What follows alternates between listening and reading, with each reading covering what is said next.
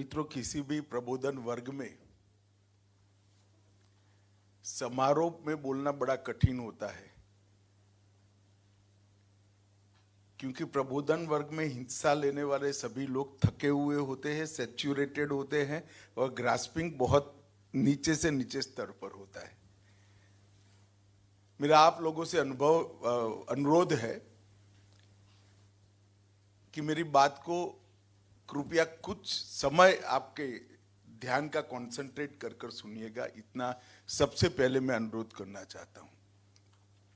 मंच पर श्रीमान मुख्यमंत्री जी बैठे हैं, डेप्यूटी सीएम विजय शर्मा जी बैठे हैं, विपक्ष के नेता डॉक्टर चरणदास महंत जी बैठे हैं, ब्रुजमोहन जी बैठे हैं, सचिव दिनेश शर्मा जी बैठे हैं।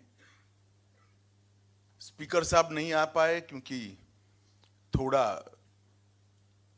कमर में दर्द है, वो चलने फिरने में थोड़ी दिक्कत है।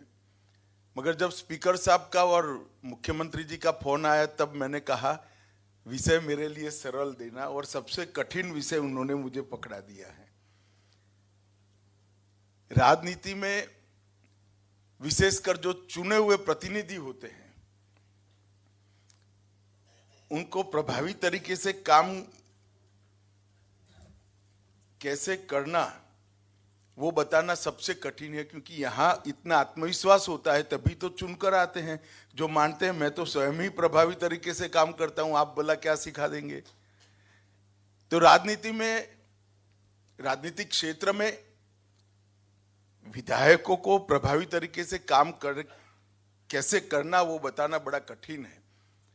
मगर मुख्यमंत्री जी ने और स्पीकर साहब ने मुझे कहा है तो मैं प्रयास जरूर करूंगा। मेरा एक लंबा अनुभव रहा है चुने हुए प्रतिनिधि का।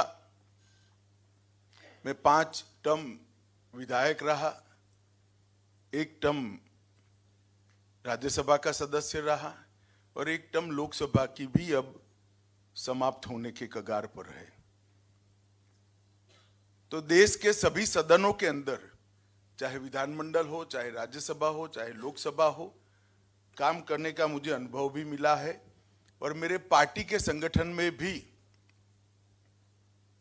बूथ के अध्यक्ष से लेकर राष्ट्रीय अध्यक्ष तक सभी पदों पर मैंने कमोबेश काम किया है। चाहे संगठन का काम करिए, चाहे चुने हुए प्रतिनिधि का, जनता से संपर्क जरूर आता है।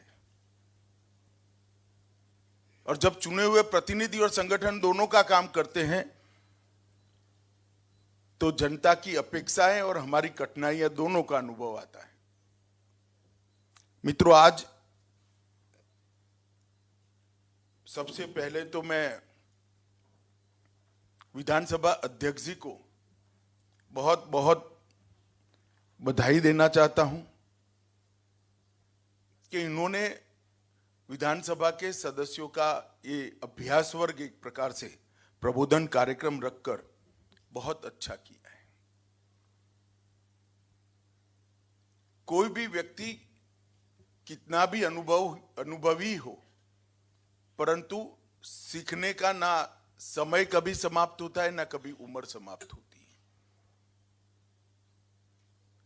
जीवन के अंतिम सांस तक सीखते रहना ही सफलता का मूल मंत्र है। अगर सफल होना है तो हर घटना से, हर दिन से, हर मुलाकात से कुछ न कुछ सीखना चाहिए। और आज मेरे सामने नवनिर्वाचित विधानसभा के सदस्य बैठे हैं। जैसा बताया कि कुछ लोग नए हैं, कुछ लोग बहुत अनुभवी है, मंत्री भी रहे हैं, कांग्रेस पार्टी से भी रहे हैं, भारतीय जनता पार्टी से भी रहे हैं। मगर हम सब लोग जब विधायक के नाते चुन कर आते हैं तब हम सबके संज्ञान में होना चाहिए कि हम एक बहुत बड़ी परंपरा के वाहक हैं। जब हमारे देश को जब आजादी मिली उस वक्त दुनिया के कई पंडित, जो लोकतंत्र के पंडित माने जाते हैं, मीडिया जगत के कई विद्वान लोग आशंका करते थे कि भारत कैसे चलेगा, भारत में लोकतंत्र कैसे चल रहा है, भारत खंड खंड बिखर जाएगा। मगर अब 75 साल हुए पीछे मुड़कर देखते हैं तो हम सब ने, पूरे देश ने इकट्ठा मिलकर, सभी दलों ने इकट्ठा मिलकर हमारे लोकतंत्र की जड़ें पाताल से भी गहरी कर कर पूरी दुनिया को ये संदेश दिया है कि हम सफल लोकतंत्र हैं। त्रिस्तरीय लोकतांत्रिक व्यवस्था को हमने बड़े सफलता के साथ न केवल आत्मसात किया है, इसके सुफल भी जनता तक पहुंचाए हैं। और जब जनप्रतिनिधि की बात करते हैं तब हमारे यहां 3 प्रकार के जनप्रतिनिधि होते हैं। एक तो लोकल बॉडीज के होते हैं, एक हमारी विधानसभाएं हैं, और एक लोकसभा राज्यसभा का भी जनप्रतिनिधियों का प्रकार हमारे यहां बना है। और कई सारे लोग ऐसे हैं जो तीनों प्रकार से काम करते करते जनता का, पार्टी का प्रतिनिधित्व करते हैं। मित्रों, आज जब मैं यहां आया हूं तब पूरा समय सारणी आपका देखा है। समय सारणी में कई प्रकार की चीजें, बारीकियां, कानूनी पेच, इस सब का आपके सामने बहुत अनुभवी लोगों ने उद्बोधन किया है और आपको इससे लाभान्वित भी किया है। परंतु हमारे यहां राजनीतिक क्षेत्र में चुने हुए प्रतिनिधि, चाहे व्यवस्था पहले राजाशाही व्यवस्था थी, अब लोकशाही व्यवस्था है, परंतु राजधर्म की कल्पना हमारे यहां बहुत समय से, ऋग्वेद महाभारत काल और उसके बाद में भी चाणक्य वगैरह के विद्वानों के कई प्रकार के ग्रंथों में दिखाई पड़ती है। उसको अगर आज के परिप्रेक्ष्य में हम देखें तो विधायक का रोल बड़ा महत्वपूर्ण होता है। प्रभावी विधायक बनना है तो विधायक के बड़े बड़े 3 प्रकार के दायित्व हम सब पर होते हैं जब हम जनप्रतिनिधि बनते हैं। एक तो हमारे क्षेत्र की ओर दायित्व होता है, दूसरा हमारे यहां मल्टी पार्टी पार्लियामेंट्री सिस्टम है, तो हमारी जो पार्टी होती है इसके आइडियोलॉजी का दायित्व हम पर होता है, और तीसरा विधानसभा के सदस्य हैं तो पूरे राज्य के सुखाकारी और राज्य के प्रगति का भी दायित्व होता है, कानून बनाने का भी दायित्व होता है, और बजट के माध्यम से राज्य का सम विकास कैसे हो इसका भी दायित्व होता है। तो तीनों क्षेत्रों में अगर सफलता प्राप्त करनी है तो हमें तीनों क्षेत्रों के अंदर आयोजन पूर्वक समय का भी आवंटन करना पड़ता है, हमारी शक्तियों का भी आवंटन करना पड़ता है। मैंने कई सारे अनुभवी विधायकों को मिला हूं जो क्षेत्र में बहुत लोकप्रिय होते हैं, क्योंकि जन समस्या का बहुत अच्छे से निवारण भी करते हैं, लोक संपर्क भी बड़ा होता है, लोक संग्रह भी बड़ा होता है, तो बड़े पॉपुलर होते हैं। मगर जब उठाकर उनका विधानसभा में परफॉर्मेंस देखते हैं तो शायद ही कोई बिल पर उन्होंने 2 शब्द भाषण किए होते हैं, शायद ही बजट की चर्चा में कोई कंट्रीब्यूशन होता है, शायद ही किसी भी प्रकार की बिल की चर्चा में उनका कंट्रीब्यूशन होता है। तो मेरी दृष्टि से ये संपूर्ण विधायक नहीं माना जाएगा। कुछ लोग ऐसे भी होते हैं जो जनता का संपर्क अच्छे करते हैं, अपने क्षेत्र की चिंता करते हैं, साथ में विधायी दायित्वों का भी निर्वहन करते हैं, मगर वो अपनी पार्टी की आइडियोलॉजी, पार्टी के इथोस और पार्टी की कार्यपद्धति का प्रतिनिधित्व नहीं करते हैं, तो मैं जरूर मानता हूं वो भी एक संपूर्ण विधायक नहीं माना जाएगा। क्योंकि हमने बहुपक्षीय लोकतांत्रिक संसदीय व्यवस्था को अपनाया है। हमारा लोकतंत्र प्रेसिडेंशियल फॉर्म का नहीं है, प्रमुख की व्यवस्था नहीं है। हम सब एक पार्टी के साथ बंधकर जनता के सामने जाते हैं, और जब पार्टी के साथ बंधकर जाते हैं तो पार्टी की आइडियोलॉजी को देखकर भी वोट देने वाले बहुत बड़े जनसमूह का हमें समर्थन मिलता है। तो विधायक का यह भी दायित्व है कि पार्टी का पॉलिसी, नीतियां,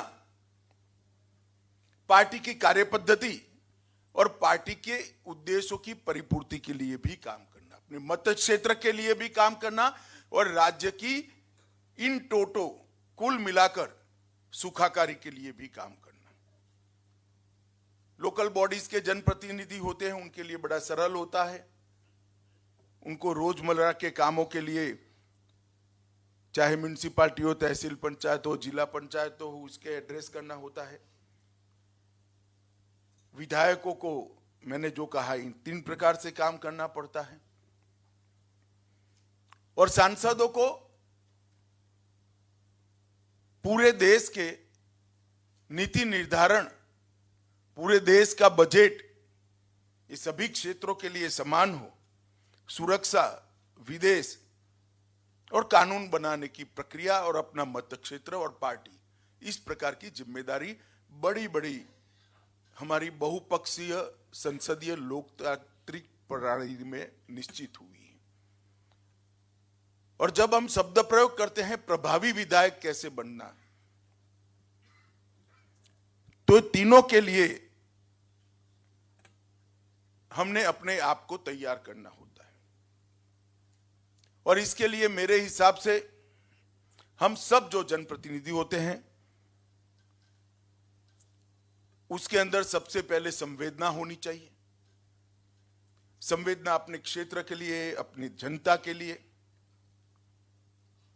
हमारा संवैधानिक दायित्व निर्वहन करने के लिए तत्परता भी होनी चाहिए और कुशलता भी होनी चाहिए, और उत्सुकता भी रखनी पड़ती है, क्योंकि उत्सुकता से ही, जिज्ञासा से ही राज्य और अपने क्षेत्र का हम भला कर सकते हैं। और ये सारा प्रसन्नता के साथ करना होता है। हम सभी को, मैं भी इसमें आ जाता हूं, हमें किसी ने इनविटेशन नहीं भेजा है कि भाई आइए और छत्तीसगढ़ के एक क्षेत्र का उद्धार करिए या छत्तीसगढ़ राज्य का उद्धार करिए। हम सब अपने आप छत्तीसगढ़ और देश की सेवा करने के लिए आगे आए हैं। जब आगे आए हैं तो कठिनाइयां भी आएगी, समस्या भी आएगी, तो सदैव प्रसन्न रहते हुए लोक संपर्क, लोक संग्रह, लोगों का संपर्क भी होना चाहिए। अपने क्षेत्र में लोक संग्रह का मतलब है सद प्रवृत्ति के लोगों का संगठित करना चाहिए, विधायी दायित्वों का निर्वहन करना चाहिए, और इसके साथ साथ पार्टी के उद्देश्य और नीतियों को भी जमीन पर उतारना चाहिए। इस सब में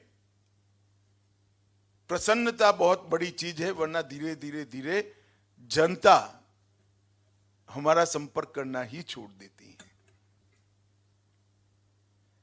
मैं आपको मेरे अनुभव के आधार पर कह सकता हूं, मैं पहली बार विधायक चुनकर गया, तब बड़ी युवा अवस्था में गया था। तेज तर्रार विचार थे, वर्ताव भी तेज तर्रार था, पर धीरे धीरे धीरे समझ में आ गया कि प्रसन्नता सबसे बड़ी चीज है। हंसते हंसते हंसते ही दायित्वों का निर्वहन करना, इसके लिए कुशलता चाहिए और स्वभाव में परिवर्तन करना पड़ेगा। और इसीलिए मैंने मेरे स्वभाव के अंदर बहुत सारा परिवर्तन इतनी उम्र के साथ किया। कुछ तो उम्र ही कर देती है और कुछ अनुभव भी करता है। मित्रों, अधिकारियों के साथ, क्षेत्र के विकास के साथ हमेशा जनप्रतिनिधि का संघर्ष रहता है। मैं वेस्टेड इंटरेस्ट की बात नहीं करता, परंतु जनता की समस्याओं के लिए भी संघर्ष रहता है। हमने समझना पड़ेगा कि अधिकारी एक निश्चित प्रकार की कार्य योजना जो स्टेट लेवल पर तय हुई इसके अधीन काम करते हैं। इसका बजटरी प्रोविजन होता है, इसकी योजनाएं होती है, योजनाएं की कुछ शर्तें होती है। और हमारा प्रॉब्लम है कि सुबह हमारे घर 100 लोग आ गए तो हम क्या करें, भड़ाक से फोन उठाकर कह देते हैं। और इससे अधिकारियों के साथ हमारी जो कटुता होती है वो कुल मिलाकर क्षेत्र की सेवा नहीं करती है। हमने एडमिनिस्ट्रेशन को समझकर लीक कर देने की आदत डेवलप करनी चाहिए। जितना लीक कर दोगे उतना ही आगे काम जल्दी बढ़ेगा। और मेरा आपसे आग्रह है, मेरे अनुभव के आधार पर मैं कहता हूं, लीक कर देने के 15 दिन बाद ही फोन करिए। एक तो लीक कर देंगे तो ऐसी कोई बात आप नहीं लिख सकेंगे जो न करनी चाहिए, अपने आप मर्यादा आ जाएगी। और लीक कर देंगे तो वो उस पर काम कर कर आपको फोन पर उत्तर देने के लिए सक्षम भी होंगे। तो हमने अधिकारियों के साथ काम करने के अपने तरीकों में भी अनुभव के आधार पर अधिकारियों के साथ गपशप कर कर अपने काम की पद्धति को इवॉल्व करना चाहिए, बनाना चाहिए। मैं बहुत स्पष्टता के साथ मानता हूं कि जनप्रतिनिधि जब समर्थ होता है, सक्षम होता है और जवाबदेह होता है, तभी अच्छा प्रशासन अपने जिले में, अपने क्षेत्र में इसका समर्थन करता है। हम जो समस्या लेकर जनता हमारे साथ आई है, इसका अध्ययन कर कर एडमिनिस्ट्रेटिव तरीकों को समझकर अगर पत्र लिखेंगे तो उसको रिस्पॉन्ड करना ही करना है। आप मेरी बात मानकर चलिए। और अगर कोई नहीं करता है तो विधानसभा से लेकर, विधानसभा के कई नियमों से लेकर कई समितियों तक जनप्रतिनिधि के साथ इतना विशाल दायरा पड़ा है कि कभी आपको गुस्सा होने की जरूरत ही नहीं पड़ेगी। वो अपने आप आपका काम करेंगे। और मैं मानता हूं कि समस्याओं को निराकरण के कई रास्ते होते हैं।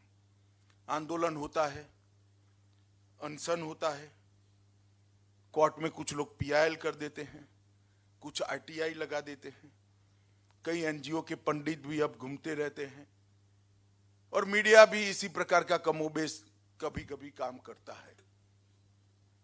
मुझे लगता है सभी में सबसे उचित रास्ता, सभी रास्ते आपके लिए खुले हैं, आप सब कुछ कर सकते हो, मगर अगर समस्या का समाधान करना है तो सबसे उचित रास्ता नियमों के अनुसार एक कॉन्क्रीट पत्र लिखकर प्रशासन को देना और जिम्मेदारी तय करना, ये सबसे उचित रास्ता होता है। और मैं तो विपक्ष में ही ज्यादातर समय रहा, तो ये सारी चीजों जो मैंने कही, आंदोलन, अनशन, कोर्ट में अर्जी, ये सब भी कर चुका हूं। और जब कुछ लोगों ने आज जैसे सामने बैठे हैं, ऐसे मैं सामने बैठा था, कांग्रेस के हमारे बहुत बड़े नेता थे, उन्होंने हमारे प्रबोधन में कहा था, इनका अनुभव सुनकर मैंने भी समस्याओं को समझकर लिखना शुरू किया। मैं आपको कह सकता हूं, किसी भी आंदोलन से सार्थक रूप से समस्या को समझकर, एडमिनिस्ट्रेशन को समझकर लिखा हुआ पत्र ज्यादा कारगर होता है। इससे हमारे आंदोलन का अधिकार समाप्त नहीं होता है। तो जनता की समस्याओं के निराकरण और उसमें हमारे दायित्व के निर्वहन के लिए सबसे पहले समस्या को समझना हमारे लिए बहुत जरूरी है। मैं एक बात जरूर आपको कहना चाहता हूं, हमारा मूल काम समस्या पर समग्रता से विचार कर कर समाधान देना है, प्रसिद्धि लेना नहीं है। अगर जिस चीज के लिए अपने एक कठोर फोन कर दिया, आंदोलन कर दिया, अनशन कर दिया, वो काम अगर समाप्त नहीं हुआ है तो जनता आपसे संतुष्ट नहीं होगी। अगर समस्या का समाधान सोचकर, सरकार की व्यवस्था को समझकर आपने पत्र लिखा और फॉलोअप किया, ये काम समाप्त हो गया, तो आपका वोटर और आपकी जनता आपसे जरूर निश्चित रूप से खुश भी होगी और समस्या का समाधान भी निकलेगा। तो तत्काल प्रसिद्धि के लिए, एडमिनिस्ट्रेशन के लिए भी बोझ बनना और अपने फ्यूचर के लिए भी बोझ बनना, क्योंकि वो समस्या का निवारण नहीं होगा तो 5 साल के बाद तो जनता हिसाब करेगी ही करेगी। इस प्रकार का काम हमने नहीं करना चाहिए। और मैं मानता हूं कि हमने ढेर सारी योजनाओं के वॉचडॉग बनने का भी काम करना चाहिए। देश के हर राज्य में कोई राज्य सरकार किसी भी दल की हो, मैंने ऐसी राज्य सरकार नहीं सुनी जिन्हें जन कल्याण के कार्यक्रम न बनाए हों। और केंद्र सरकार के भी मैं सैकड़ों कार्यक्रम गिना सकता हूं, जन कल्याण के कार्यक्रम, पीडीएस का चावल पहुंचाने से लेकर, बच्चों को पढ़ाने से लेकर, उनके न्यूट्रिशन से लेकर, महिलाओं तक के, अनेक किसानों तक अनेक कार्यक्रम हैं। हमने जिले की बैठक में तरीके से हमारे यहां कितना सैचुरेशन हुआ, ये योजना का कितना सैचुरेशन हमारे यहां हुआ, इसका स्टॉक टेकिंग मांगने निकलोगे तो अपने आप गति बढ़ती जाएगी। इसलिए मेरा आग्रह है कि समस्या का समाधान के बारे में हमने सोचना चाहिए। कठोर से कठोर बात भी बहुत शालीनता के साथ लिख भी सकते हैं, बोल भी सकते हैं। जो चीज कठोर तरीके से बोलते हैं उसी को अगर शालीनता के साथ कहेंगे तो सामने वाले व्यक्ति को, जिसको रिस्पॉन्ड करना है, उसको लगेगा कि आप आपकी जनता की समस्या मेरे सामने रख रहे हो। और अगर कटुता से करोगे तो उसको लगेगा ये मेरे साथ झगड़ा कर रहे हैं। तो हमारा काम समस्या का निवारण है। आजकल कई जगह फैशन हुआ है, वो वीडियो चालू करते हैं और अधिकारियों से बतियाते हैं और फिर सोशल मीडिया में रख देते हैं। मैं पार्टी के अध्यक्ष नाते पूरे लोकसभा चुनाव और हर राज्य की विधानसभा लड़ाया हूं। ऐसे जो वीडियो वीर है उनको बड़े बड़े मार्जिन से मैंने हारते हुए देखा है, क्योंकि समस्या जस की तस वहीं पड़ी रही थी। उनको प्रसिद्धि मिल गई थोड़े समय के लिए। तो हमने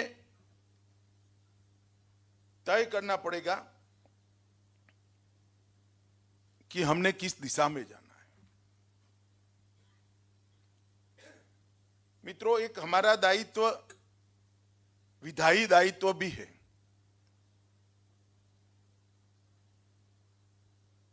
जैसा मैंने कहा, मैं तीनों सदनों में रहा हूं, सैकड़ों बिल पारित होते थे तब मैं बैठा हूं, कई बिलों को मैंने पायलट भी किया है। बहुत कम लोग बिल के परिणाम और बिल के उद्देश्यों का स्टडी करते हैं। विधायकों का दायित्व है, इस पर हमारी पार्टी ने हमें बोलने के लिए कहा है या नहीं कहा है। हम किसी भी कानून को, किसी भी बिल को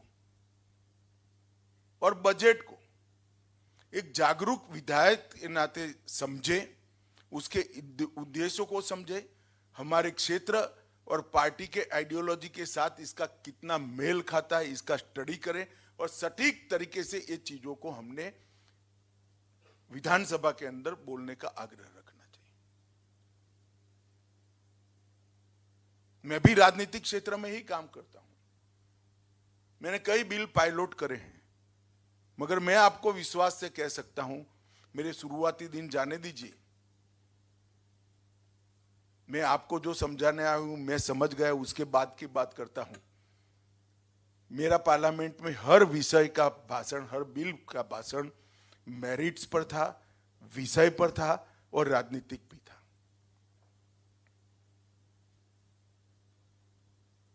हर उठाए गए सवाल का जवाब भी दिया और चलते चलते उसी प्रक्रिया को विकृत करे बगैर पॉलिटिकल स्कोर भी किया। तो हमारी एक कुशलता होनी चाहिए कि विधायी काम के अंदर हम कैसे स्टडी करें। मैं एक छोटा सा उदाहरण आपको देना चाहता हूं। राम नायक जी भारतीय जनता पार्टी के बड़े नेता रहे और केंद्रीय मंत्री भी रहे, राज्यपाल भी रहे और लंबे समय तक एक ही क्षेत्र से चुनकर आते थे। लोकसभा के नियमों का उपयोग कर उन्होंने एक मसला उठाया कि भाई हम जन गण मन गाते हैं तो वंदे मातरम भी गाना चाहिए। वो तो 1-1.5 मिनट मिलती है, वहां बात समाप्त हो गई। परंतु अडवाणी जी ने उठकर इसका समर्थन किया और 1-2 सांसदों ने समर्थन किया। 1 घंटे की चर्चा हुई और अंत में आज लोकसभा में जनगण मन और वंदे मातरम दोनों गाया जाता है। एक सदस्य का कंट्रीब्यूशन सिस्टम को सुधारने के लिए भी होना चाहिए और मैं मानता हूं कि हमारा दायित्व है। किसी भी सरकार और विपक्ष में बैठे हुए किसी की दल और जनता, इसके बीच में कड़ी विधायक होता है। विपक्ष में है तो सरकार की नकारात्मक बातों को, नेगेटिव बातों को और अच्छी योजनाओं के इंप्लीमेंटेशन के काम को जनता के बीच में पहुंचाना होता है। और अगर पक्ष के विधायक है, सत्ता पक्ष के विधायक है, तो सरकार की योजनाओं के इंप्लीमेंटेशन की कड़ी बनना चाहिए और उनके सुझावों को लेकर और योजना बनाने में सरकार की मदद करनी चाहिए। ये 2 वे सिस्टम जो है वो ही परफेक्ट एडमिनिस्ट्रेशन का निर्माण करती है। मानो आज 30 स्कीम बनी है मगर अभी भी कुछ छूटा होगा, हम इसको ढूंढ कर लाए, फोरम में उठाए, प्रसिद्धि का मुंह रखे बगैर, तो निश्चित रूप से हमारे मन को संतोष होगा कि मेरे पत्र से एक अच्छी स्कीम बनी और इसने पूरे छत्तीसगढ़ के गरीबों का, पूरे छत्तीसगढ़ की महिलाओं का, आदिवासियों का, पिछड़ों का कल्याण करा। और विपक्ष के विधायक है तो सरकार की आलस को, सरकारी अधिकारियों की आलस को, गैर जिम्मेदारियों को उजागर करते हुए स्कीम का तो इंप्लीमेंटेशन कराना चाहिए। एक बात हमेशा याद रखना, स्कीम किसी भी सरकार की नहीं होती है, जो उसके पास लेकर जाता है उसकी ही स्कीम होती है। यहां केंद्र सरकार में कांग्रेस की सरकार थी, मेरे क्षेत्र के अंदर कुछ गरीबों को आवास मिला था। उस वक्त प्रधानमंत्री आवास योजना नहीं थी, इंदिरा आवास योजना थी। नाम इंदिरा जी का था, कांग्रेस पार्टी की सरकार की थी, मगर मैं विधायक के नाते एक्टिव रहता था तो लोग सब कहते थे कि हमारे विधायक ने हमें आवास दिला दिया। विपक्ष के विधायकों को भी सरकार की योजनाओं को जनता के पास पहुंचाने के लिए परिश्रम भी करना चाहिए और अपने पार्टी का तंत्र भी बनाना चाहिए, और सत्ता पक्ष वालों ने तो करना ही करना चाहिए। तो जनता और सरकार के बीच की कड़ी का जो भूमिका है और वहां से समस्याओं की जानकारी को नीतियों में तब्दील कर सरकार में बैठे हुए व्यक्तियों को सुझाव देने का हमारा जो दायित्व है, इसका भी हमने अच्छे से निर्वहन करना चाहिए। पूरा समय विधानसभा में बैठने की आदत वाले बहुत कम जनप्रतिनिधि मैंने देखे हैं।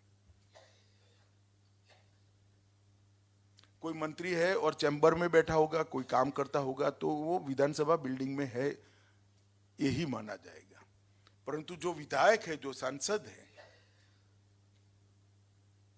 वो लंच समय में घर में जाएंगे और समाप्त होने के वक्त आकर चले जाएंगे या बिल में हाथ खड़ा करने के लिए आएंगे, तो आप ढेर सारी जानकारियों को गंवा देते हो। क्योंकि सदन में जो चर्चा होती है, चाहे राजनीतिक रूप की चर्चा हो, परंतु वो पूरे प्रदेश की होती है। उसी तरह से प्रश्नोत्तरी का जो समय है, इसका भी बड़े तरीके से हमने उपयोग करना चाहिए। संकल्प होते हैं, इसका भी अपने क्षेत्र की समस्याओं के निर्वहन के लिए उपयोग कर सकते हैं।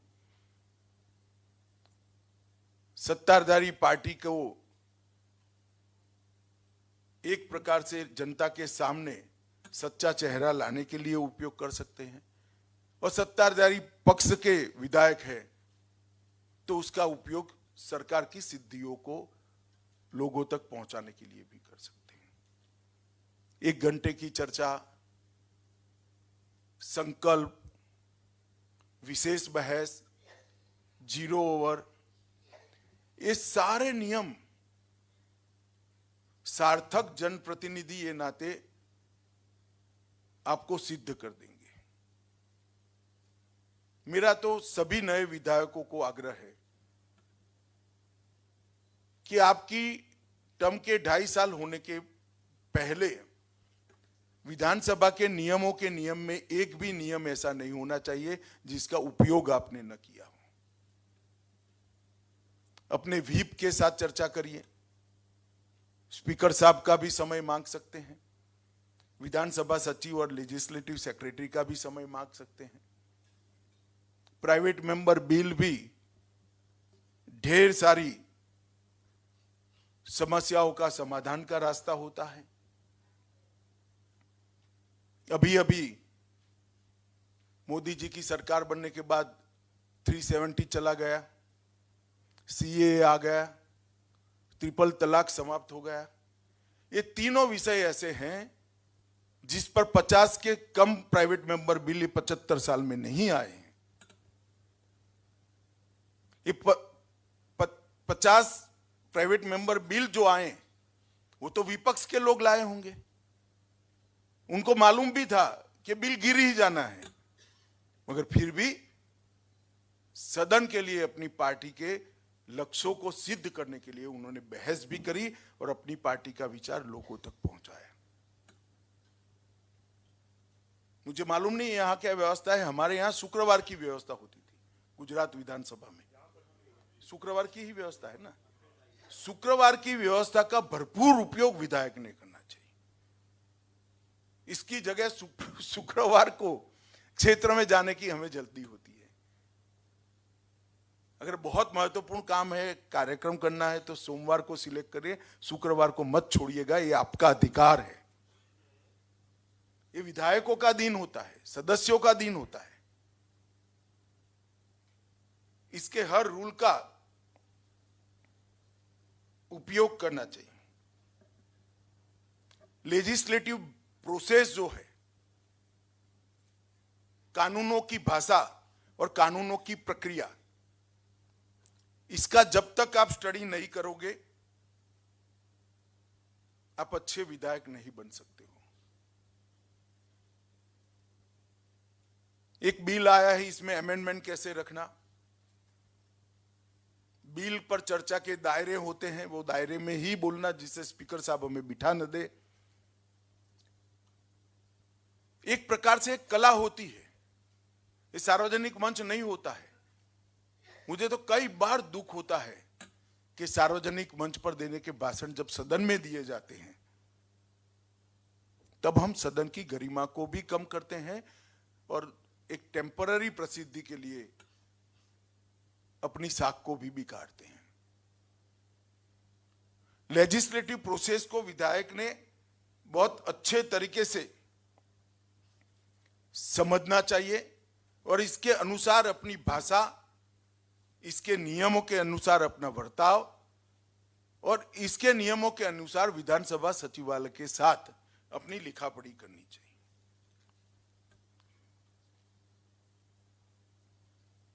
और कुछ अच्छे बिल प्राइवेट मेंबर के नाते लाने चाहिए, जो शायद 1 या 2 दशक के बाद कानून बन पाएंगे। जैसा मैंने कहा कि तीनों कानूनों में कई सारे लोगों ने प्राइवेट मेंबर बिल बनाया। अभी अभी हमने 3 क्रिमिनल जस्टिस सिस्टम के तीनों कानूनों में आमूलचूल परिवर्तन किया है। इसमें एक चीज है फॉरेंसिक। हमारे यहां गुजरात में सबसे पहले फॉरेंसिक साइंस यूनिवर्सिटी बनी थी, परंतु फॉरेंसिक साइंस यूनिवर्सिटी के जरूरियात पर भारतीय जनता पार्टी जब विपक्ष में थी तब 4 मेंबरों ने प्राइवेट मेंबर बिल रखा था, डिस्कशन भी हुआ था, हालांकि निरस्त हो गया, गिर गया, परंतु डिस्कशन हुआ था। आपके विचार जब आप रखेंगे तो कभी न कभी वो ये अच्छे कानून का रूप लेंगे, इसका हमें संज्ञान होना चाहिए। मित्रों, क्षेत्र के अंदर अगर नेता बनना है और क्षेत्र के माध्यम से प्रदेश के नेता बनना है और प्रदेश के माध्यम से देश की राजनीति में आना है, तो संपर्क, संवाद और परिश्रम, ये 3 ही काम में आ सकते हैं। चौथी कोई चीज काम में नहीं आएगी।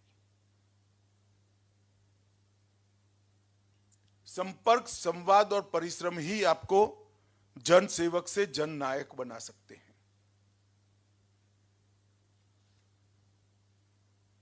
क्योंकि लोकतांत्रिक व्यवस्था में पार्टी आपको टिकट दे सकता है, मगर जनता का मैंडेट तो तभी मिलेगा जब आपका संपर्क होगा, जनता से संवाद होगा और क्षेत्र के लिए हमने परिश्रम किया होगा। इसके लिए कार्यालय की रचना, आर्थिक कठिनाइयां होती है तो घर के कमरे को भी कार्यालय बना सकते हैं। हमें पार्टी के और विधायक के दायित्व के नाते क्षेत्र के बाहर भी रहना पड़ता है, मगर समस्याओं के साथ संवाद की व्यवस्था आपके कार्यालय के माध्यम से होती है। छोटी छोटी योजनाओं के इंप्लीमेंटेशन का काम भी हमारा कार्यालय ही करता है। तो विधायक का सबसे पहला दायित्व है कि हम कार्यालय की रचना इतनी वैज्ञानिक और आधुनिक करें कि हमारे क्षेत्र के हर गांव के छोटी सी छोटी घटना का रिपोर्टिंग हम तक हो जाए और इतने प्रोएक्टिव रहे कि वो घटना के लिए प्रशासन से बात करने से लेकर सरकार से बात करने की तक की प्रक्रिया हम करें। जो पुराने समय के विधायक है, मैं भी बना तब सोशल मीडिया वगैरह इतना नहीं था, उस वक्त तो बहुत कठिनाइयां होती थी, एसटीडी फोन भी नहीं हुआ करते थे। अब तो बहुत सारी सुविधाएं हो गई हैं। अब थोड़ा कुछ करेंगे तो व्यवस्था बन जाएगी। एक मैंने सफल प्रयोग किया था, मैं आप लोगों के सामने मेरा अनुभव रखना चाहता हूं। मैंने मेरे मत क्षेत्र के अंदर जब विधायक था तब 1 सप्ताह बुजुर्गों के लिए रखा था। एक ही दिन होता था 1 सप्ताह में, मगर उस वक्त मेरे क्षेत्र के सभी बुजुर्गों का संपर्क का कोई ना कोई सर्व से कार्यक्रम बनाकर मैं प्रयास करता था, हर बार अलग अलग जगह। 1 सप्ताह मेरे क्षेत्र में जो पत्रकार और साहित्यकार हैं उनके साथ में बात करता था। 1 सप्ताह सारे चिकित्सक और शिक्षकों के से बात करता था। 1 सप्ताह युवाओं के साथ बात करता था। 1 सप्ताह माता बहनों के साथ बात करता था और 1 सप्ताह सामाजिक और सांस्कृतिक समस्याओं के निवारण के लिए मैं प्रयास करता था और 1 सप्ताह वंचितों के साथ बात करने का होता था। ये सारे लिंब है, ये सारे स्तंभ है आपके विधानसभा क्षेत्र के। मेरे कार्यालय में मैंने एक मुलाकात पर आने वाले लोगों को लिए रजिस्टर बनाया था। उसका जब किसी युवा मोर्चे के कार्यकर्ता ने एनालिसिस कर बताया तो उसने कहा एक ही बार आए, ऐसे सिर्फ 8% लोग हैं, बाकी तो अपने आपके कार्यकर्ता ही रोज रोज आते हैं। हम उसको जनता समझते हैं, ये जनता नहीं होती है। ओपिनियन मेकर शिक्षक भी होता है, महिलाएं भी होती है, युवा भी होते हैं, साहित्यकार भी होती है, पत्रकार भी होते हैं, और जो वंचित, जो बेनिफिशियरी है वो भी होते हैं। कई बार हमें लगता है कि हम बहुत काम कर रहे हैं, परंतु संपर्क साथ अर्थ में होता ही नहीं। और मेरा अनुभव मैं बताता हूं, मैं भी कई गांवों में गया हूं विधायक नाते। तो क्या होता है, सरपंच के घर पर जाते हैं, माला बाला डाल देते हैं, अच्छा नाश्ता कराते हैं, अच्छी अच्छी बातें करते हैं, आपकी प्रशंसा करते हैं, और 10 एक लोगों को मिलकर हम निकल जाते हैं। शायद गांव में सबको मालूम भी नहीं पड़ता है कि हम गए थे। अगर हमने सप्ताह में एक दिन, मेरा 5 महीने का कार्यक्रम होता था, ये सारे सप्ताह बांटता था मैं 5 महीने में, बाकी पार्टी के दायित्व में लगता, मगर एक दिन शिक्षकों के साथ अलग अलग क्षेत्र में संवाद जरूर करता था, एक दिन पत्रकारों और साहित्यकारों का। इस प्रकार से समाज के अलग अलग वर्गों के साथ जब जनसंवाद होता है, संपर्क होता है, तभी क्षेत्र का आपके पास पूरा ब्यौरा भी मिलता है और समस्याओं की जानकारी भी मिलती है। जनता हमारे लिए क्या सोचती है, हमारे कार्यकर्ता हमें नहीं बता सकते। जनता हमारे लिए क्या सोचती है, वो जनता ही बता सकती है। तो जनसंपर्क की कला भी हमने सीखनी चाहिए। और जैसा पहले मैंने कहा, जनसंपर्क और जन संग्रह, लोक संपर्क और लोक संग्रह। हमारे क्षेत्र में अच्छे शिक्षक, अच्छे डॉक्टर, अच्छे पत्रकार, अच्छे दलित समाज के युवा नेता, सामाजिक नेता, अच्छे ओबीसी के समस्याओं का जानकार व्यक्ति, महिलाओं के लिए एक्टिवली काम करने वाली बहनें, ये सद प्रवृत्ति जितनी भी चलती है, इसका संगठन करने का दायित्व तो आपका है। अगर ये एक बार आपके साथ जुड़ गए तो आप कभी चुनाव नहीं हार सकते हो।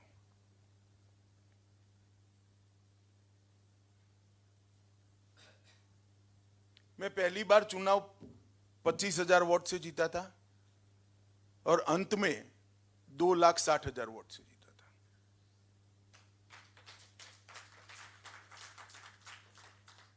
मैं पहली बार लोकसभा का सदस्य बना, श्री अडवाणी जी की सीट पर मैं लड़ा। 4 सीट भारतीय जनता पार्टी के पास थी, 3 सीट कांग्रेस के पास थी, और सालों से ऐसा ही था। और इस बार जब विधानसभा का चुनाव हुआ मेरे सदस्य बनने के बाद, 7 सीट भारतीय जनता पार्टी बड़े मार्जिन के साथ जीती। इसका मूल कारण है जनता को लिए हमारे मन में भ्रांति न हो, हम कार्यकर्ता को जनता न माने। कार्यकर्ता को भी मिलना ही चाहिए, परंतु जनता का समय भी रखना पड़ेगा। अल्टीमेटली तो कार्यकर्ता ही चुनाव लड़ाता है, पर जनता का ओपिनियन भी हमारे लिए बहुत जरूरी होता है। इस पर भी हमने ध्यान देना पड़ेगा। लेजिस्लेटिव प्रोसेस के साथ इन्वॉल्व होना चाहिए। पार्टी की पॉलिसीज को विधानसभा के नियमों के माध्यम से फ्लोर पर लाने की कुशलता हम में होनी चाहिए। जैसा मैंने कहा, 370 हमारा तो बहुमत था नहीं, कांग्रेस की सरकारें थी, मगर कई सांसदों ने 370 के लिए बिल लाया, जो प्राइवेट मेंबर बिल था, वो निरस्त हो गया। कोई बात नहीं, मगर इस पर चर्चा हुई। अब उत्तराखंड यूसीसी ला रहा है, यूनिफॉर्म सिविल कोड रहा है, इस पर भी 30 बार लोकसभा राज्यसभा में चर्चा हो चुकी है प्राइवेट मेंबर बिल से। तो पार्टी की पॉलिसियों को विधानसभा का उपयोग कर विधानसभा के नियमों का उपयोग कर विधानसभा में और जनता के बीच में रखना चाहिए।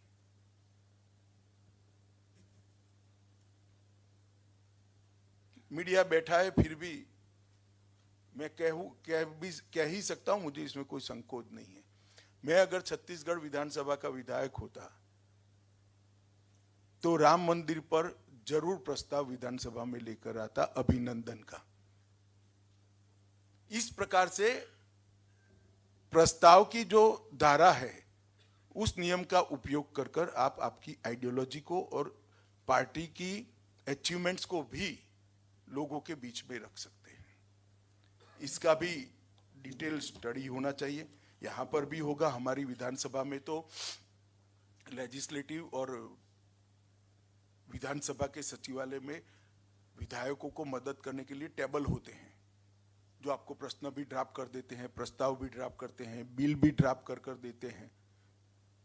आपको सिर्फ विषय लेकर जाना होता है, पूरी व्यवस्था होती है।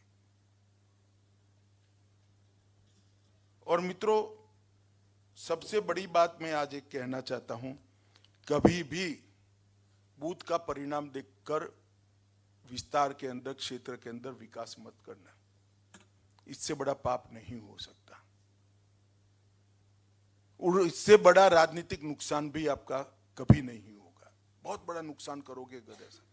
जिस बूथ के अंदर से मुझे मत नहीं मिले हैं, वोट नहीं मिले हैं, इसके लिए मैं स्टेप मदर एटीट्यूड रखता हूं, तो वो बूथ से मैं कभी जीत नहीं सकता। जब चुनाव लड़ते हैं तब एक पार्टी के प्रत्याशी होते हैं, चुनाव जीतते हैं तो पूरे क्षेत्र का हम विधायक बनते हैं। पूरा क्षेत्र की समस्या आपकी है, हर जनता की समस्या आपकी है। और अगर इस ऊंचाई के साथ हम विधायक की जिम्मेदारियों का निर्वहन नहीं करते हैं, तो मुझे लगता है कि हम सफल विधायक नहीं बन सकते। तो अंत में मैं इतना ही कहना चाहता हूं कि हमारे 3 प्रकार के दायित्व होते हैं। एक मत क्षेत्र के प्रति हमारा दायित्व होता है, एक हमारी पार्टी की आइडियोलॉजी और पार्टी के कार्यक्रमों के प्रति दायित्व होता है, और तीसरा राज्य की इन जनरल सुखाकारी के लिए, क्योंकि हम राज्य विधानसभा के सदस्य हैं, राज्य के लिए बनने वाले कानून के लिए भी हमारा दायित्व होता है। और सबसे महत्वपूर्ण चौथा, फिर से चुनाव जीतकर आना भी हमारा दायित्व होता है, क्योंकि हमें पार्टी ने टिकट दिया होता है। तो ये चारों चीजों को ध्यान में रखकर मेरे अनुभव के आधार पर कुछ चीजें मुझे कहने जैसी लगी, मैंने आपके सामने रखने का प्रस्ताव किया है, रखा है। और मैं मानता हूं ये तो बेस लाइन है, इसके आधार पर हर क्षेत्र की अलग अलग प्रकार की काम की पद्धति डेवलप करनी पड़ती है, परंतु इस बेस लाइन पर अगर डेवलप करेंगे तो इसकी दिशा सही होगी, ऐसा मेरे अनुभव के आधार पर मुझे लगता है। मित्रों, आज मैं प्रभु श्री राम के नैनीहाल में हूं, और जब राम को वनवास मिला तब अद्भुत भक्ति की घटना भी यहाँ घटी थी। सबरी माँ ने उनको झूठे बेर खिलाए थे। मैं छत्तीसगढ़ में हूँ। कल ही रामलला 550 साल के बाद अपने घर में विराजमान होने वाले हैं। सभी छत्तीसगढ़ वासियों को मैं हृदय से शुभकामनाएं और बधाई देना चाहता हूं। आप सभी ने मुझे यहाँ बुलाया, मेरा सम्मान किया, इसलिए आप सभी का बहुत बहुत धन्यवाद।